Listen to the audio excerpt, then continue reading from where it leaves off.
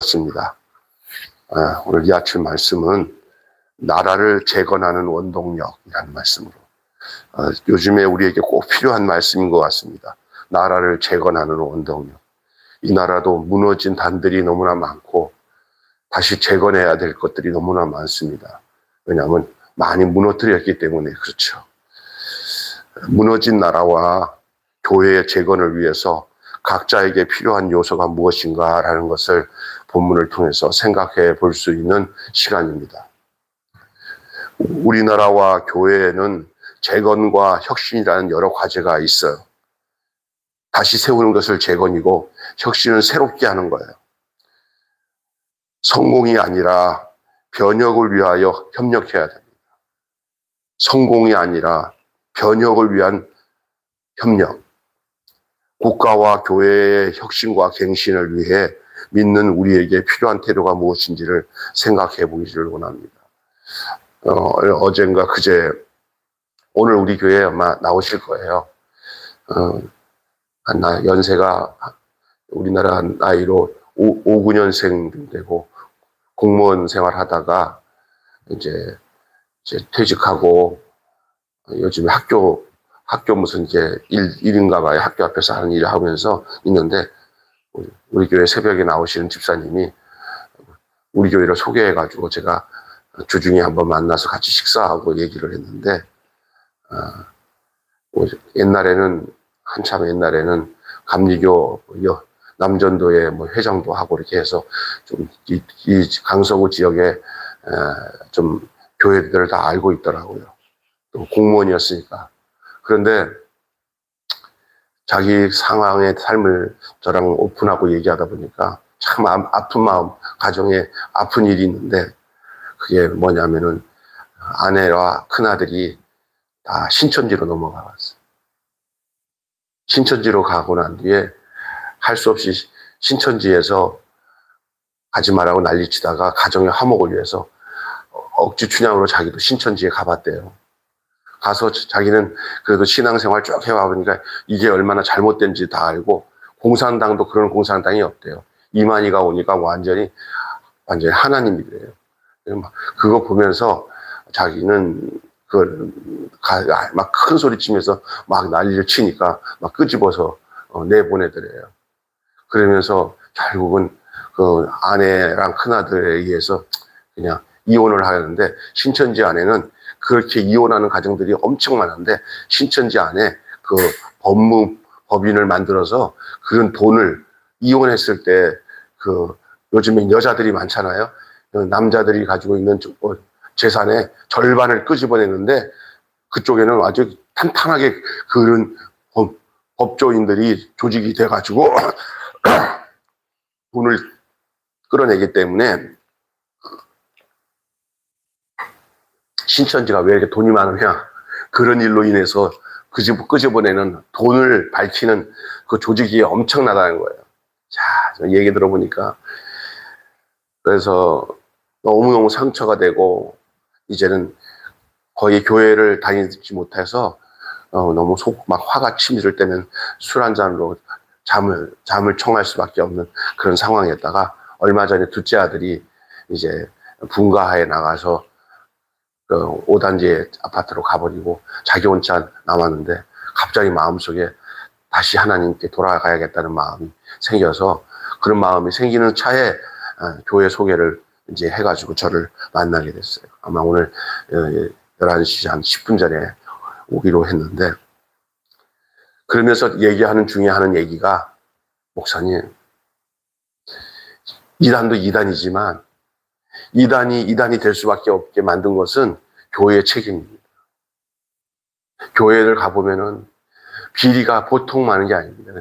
신천지 사람들은 그 교회 비리를 막 드러내갖고 이제 그거 가지고 이제 자기들이 그걸 발판으로 그들의 교리를 전해요.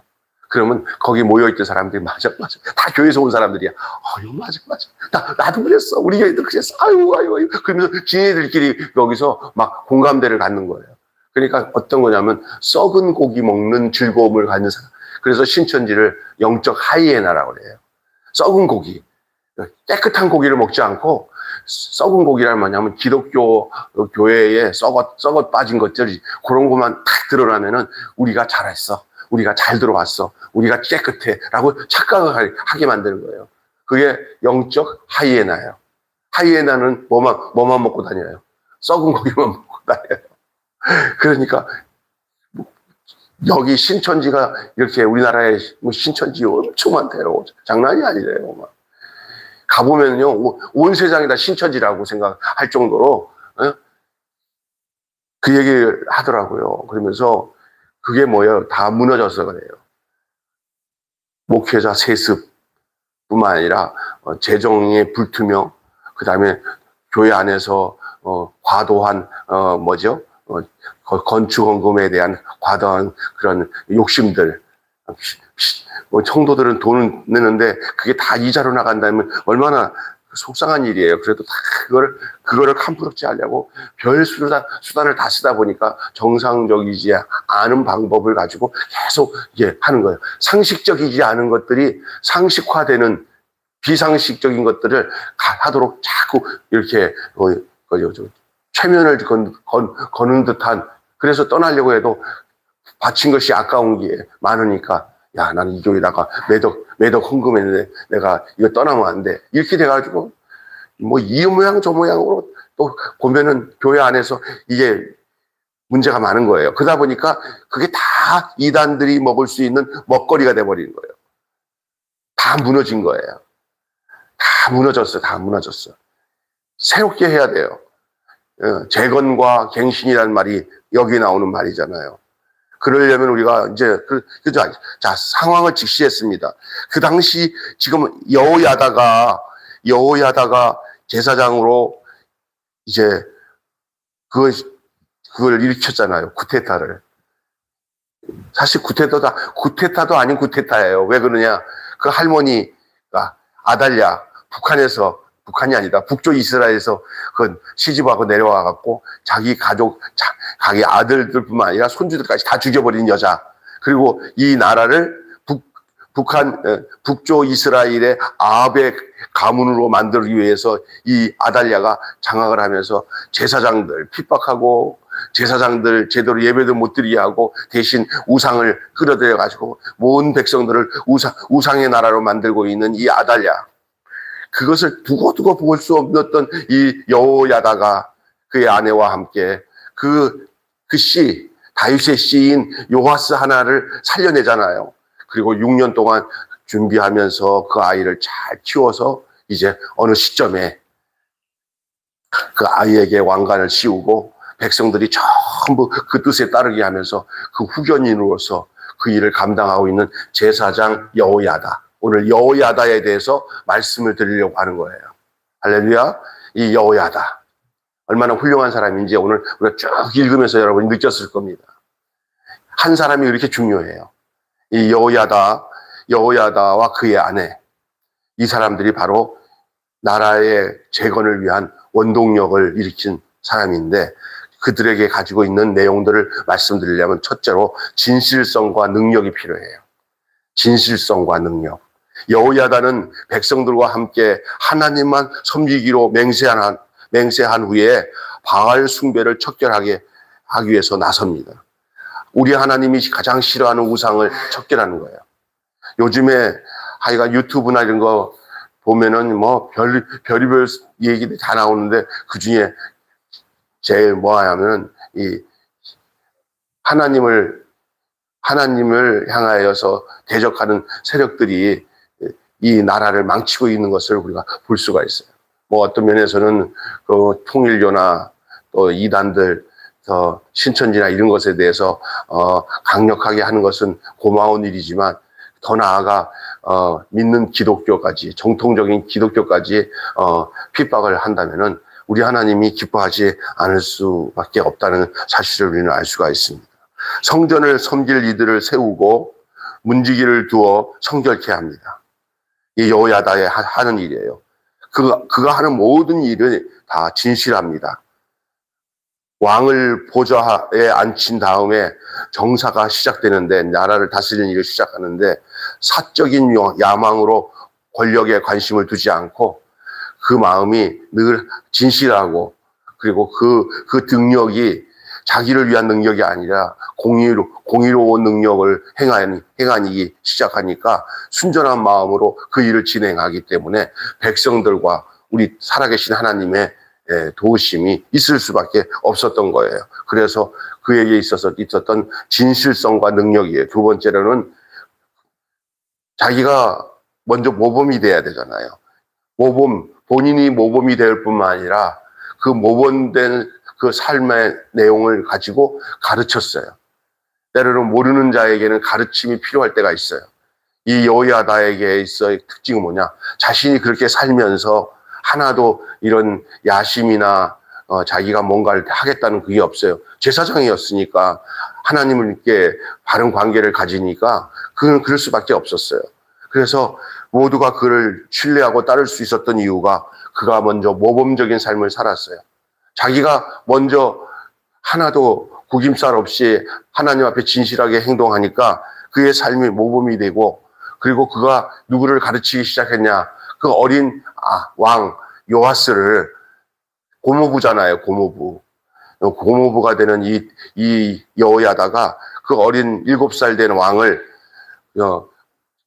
이제 가르치는데, 이 어떤 모습으로 가르치냐? 절대 어리다고 무시하거나 나무르지 않고 왕의 권위를 세우고, 그리고 이 어리니까 그 생리적으로나 여러 가지 생각적으로 아직까지 어린데, 그러나 왕이라는 권위를 자기가 먼저 모범적으로 그 조카 왕, 다시 말해서 고모부잖아요. 이 고모부가 된 이 여호야다가 어린 7살 된 왕을 정말 지극정성으로 모시는데, 그가 먼저 모범적으로 왕을 잘 받들어요. 때로는 애기 같지만은, 그러나 전하 이러시면은 안 되고요, 이렇습니다 하고 다 가르쳐요. 가르치고 존경하고, 가르치고 존경하고. 정말 훌륭한 모사예요. 그러면서 지금 당장에는 이 어린아이가 통치하기 어려우니까 뒤에서 섭정을 하는 것이긴 하지만은, 그러나 왕을 무시하거나 지 멋대로 하지 않고 그 어린 왕에게 이렇게 하는 것에 대한 설명을 하고 가르치면서 그 좋은 스승이 되어서 요아스가 왕으로서 이끌어갈 수 있도록 그의 나이 40년 동안을 40살이 되도록 그 밑에서 왕을 잘 받들으니까 나이 한 40대 가지고는 이제는 요아스가 얼마나 훌륭한 왕이 됐겠어요.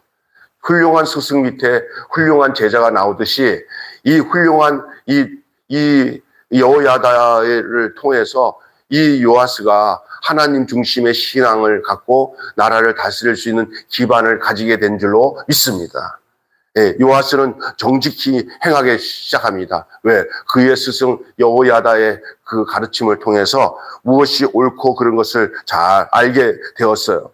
그래서 선정을 베푼 왕으로서 그가 행할 수 있도록 그 여호야다는 그에게 충직한 도움이 되었어요. 좋은 모범을 보인 스승이 좋은 지도자를 키우는 줄로 믿습니다. 이 여호야다의 모습이 얼마나 멋져요. 우리가 이 땅에 살면서 훌륭한 왕 같은 지도자가 되기 전에 그런 왕 같은 지도자를 키울 수 있는 그런 교사, 스승이 필요한 줄로 믿습니다. 보니까 어제 우리 그 히틀러가 그렇게 무시막지한 사람이 된 게, 그 어렸을 때 종교 지도자들에게 가정이 피폐해지는 모습을 통해서, 특별히 유대인, 그 사람이 유대인이었대요, 그 종교 지도자가.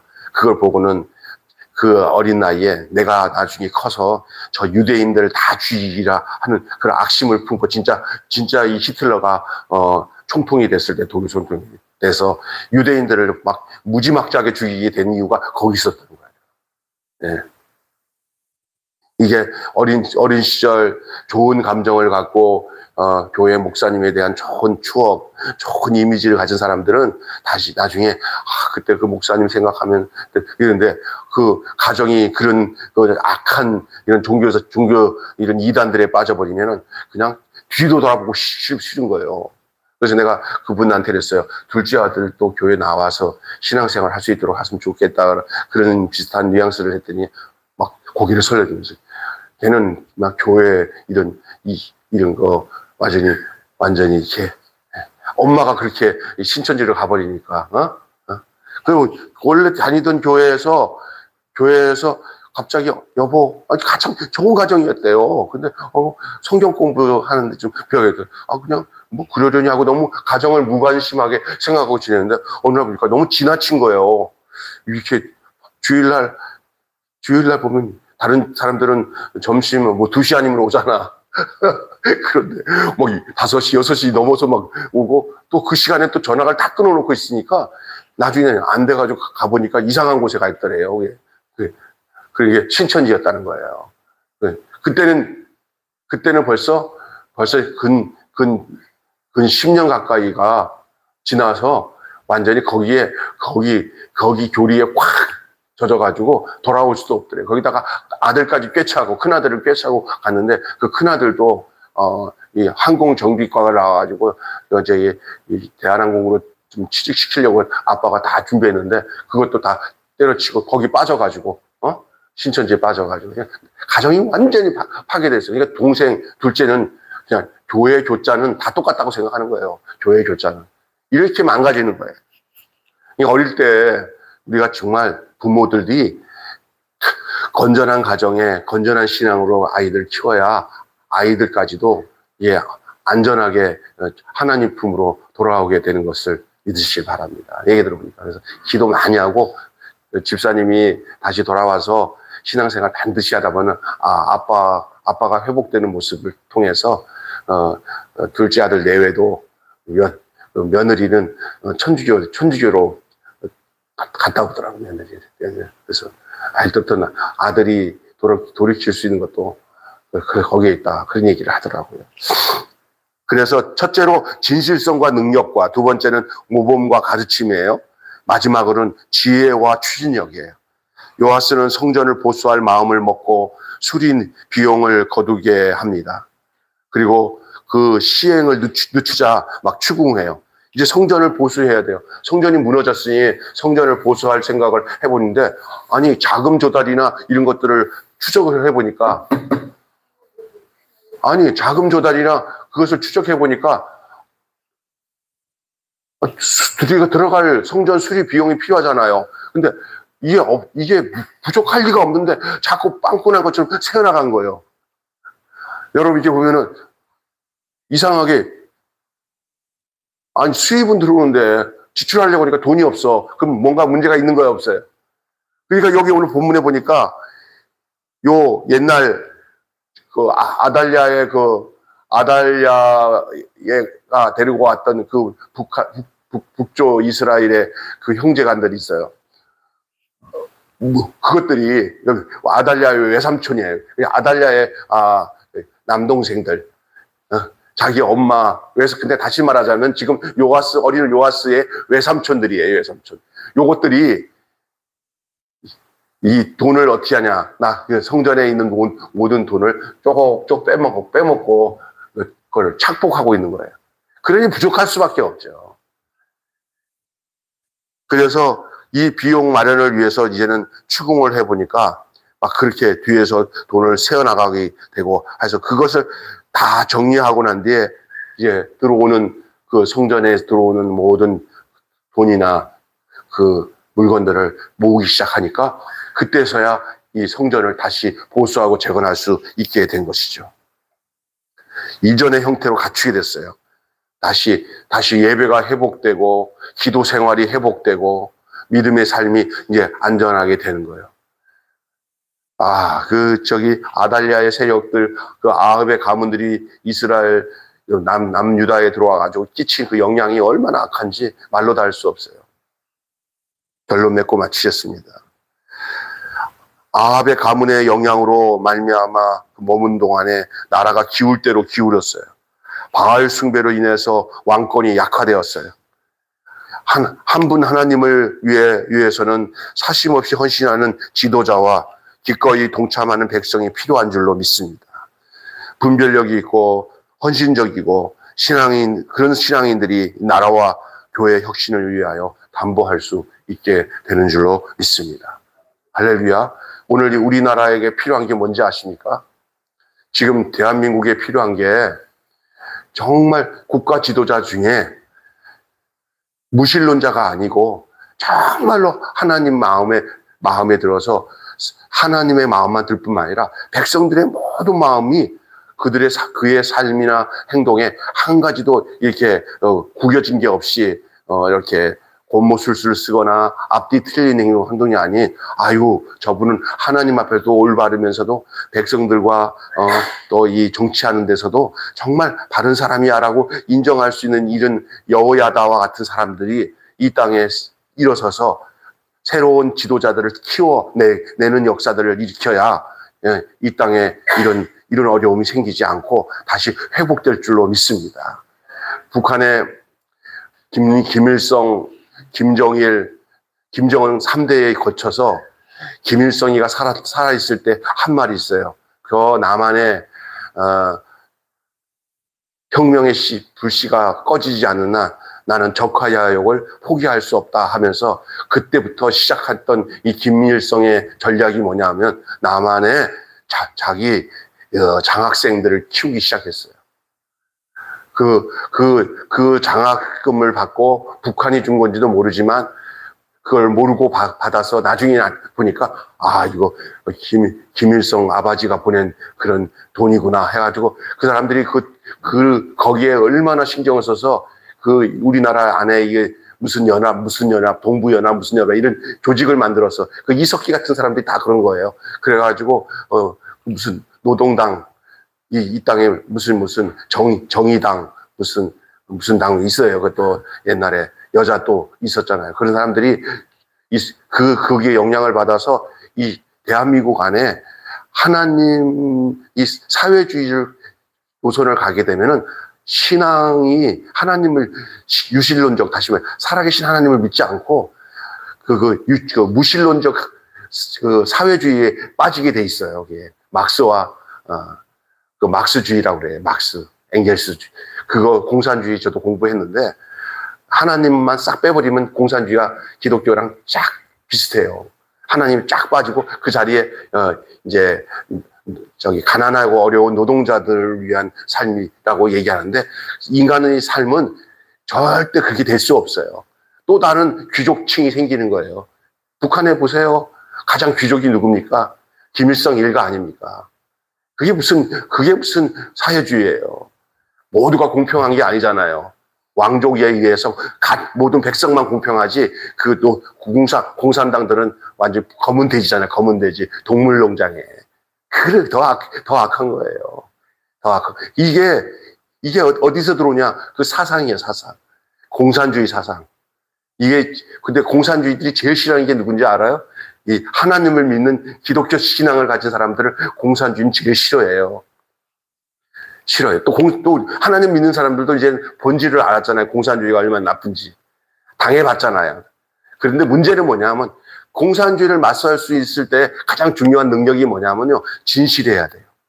보수라고 하는 사람들은 진실하지 않으면 생명을 끊어져요. 다 밥거리예요. 예? 그래서 중요한 겁니다.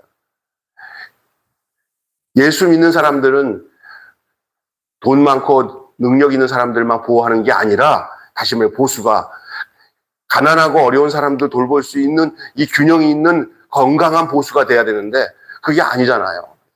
그러니까 재벌들만을 위한 것들이 보수주의라고 생각하는 것이 대한민국 사람들 대부분이 그렇거든요. 그렇지 않아요. 잘 사는 사람들이 있어야 어려운 사람들을 다 돌볼 수가 있게 되는 줄로 믿습니다. 삼성, 현대 이런 것들 족치기보다는 그들이 가난하고 어려운 사람들에게 흘러내보내서 모두가 그 큰 나무 밑에서 그늘에서 다 함께 잘 살 수 있게 하는 것이 더 중요한 줄로 믿습니다. 만약에 현대, 삼성 이런 것들 다 무너져 보면 거기에서 일하는 노동자들이 다 사라지잖아요. 근데 관심 없어요. 이 악에 물들어 버려가지고 공산주의 사상을 가게 되면 그런 재벌들이 다 망해도 내 체제가 내가 생각했던 이 가난한 그래서 다 평균한데 어떻게 하냐. 망하는 쪽으로 평균되면 망하는 거예요. 망하는 쪽으로. 옛날에 학생들을 공부시킬 때도 보면 뭐냐면 이렇게 특화된 학교들을 공부 잘하는 애들을 학교를 없애버리고 전부 평균화 시키니까 공부 못하는 애들로 평균화 되는 거예요. 이러니까 훌륭한 지도자들이나 똑똑한 애들이 사라지잖아요. 그러니까 그게 뭐예요? 그래서 누가 그러잖아요.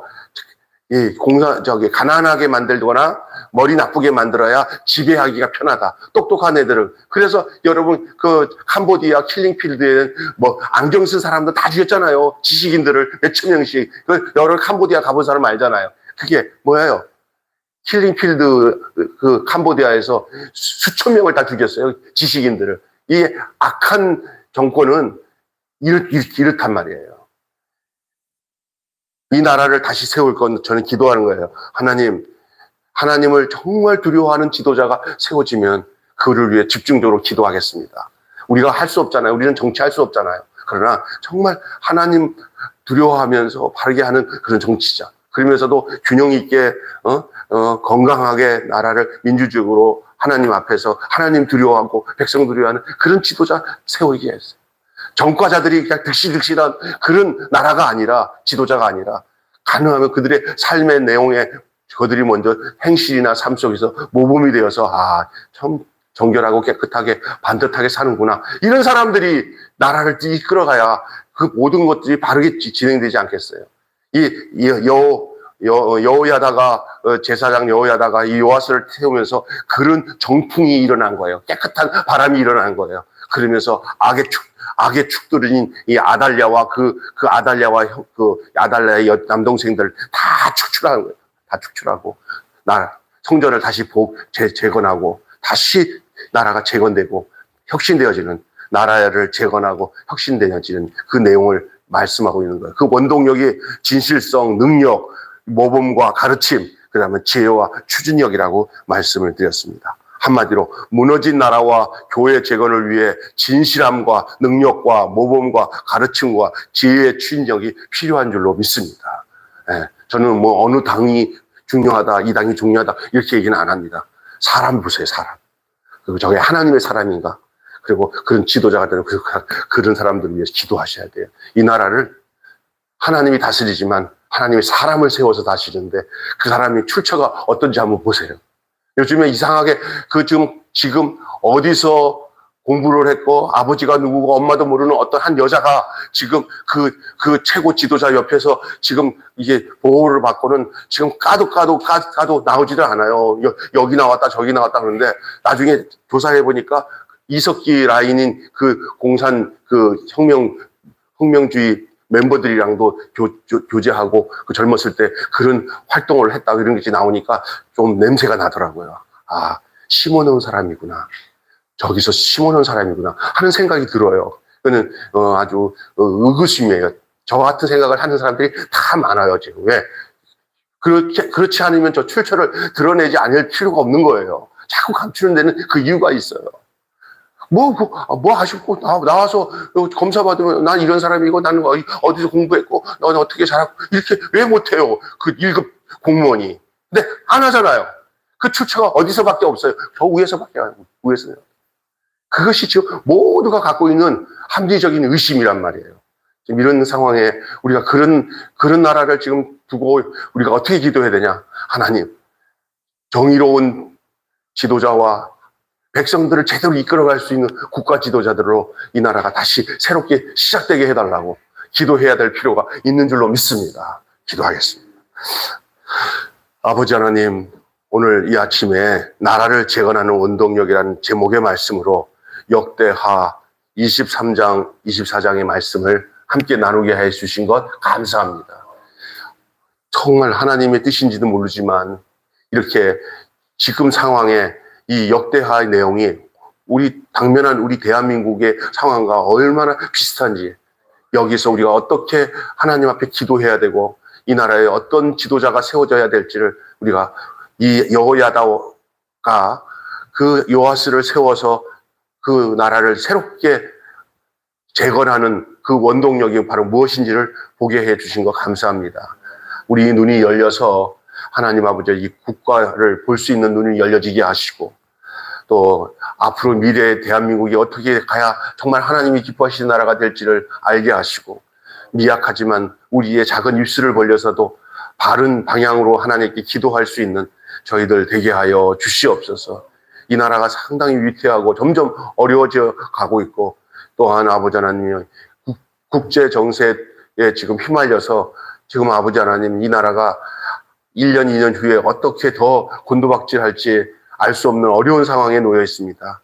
이때 우리가 할 수 있는 것이 뭐가 있겠습니까? 살아계신 하나님 앞에 오늘 이 여호야다와 같은 이런 지도자들, 이런 국가를 위해서 초석을 놓을 수 있는 이런 귀한 지도자들이 나올 수 있도록 기도하고 우리가 하나님 앞에 구해야 될 것을 믿습니다.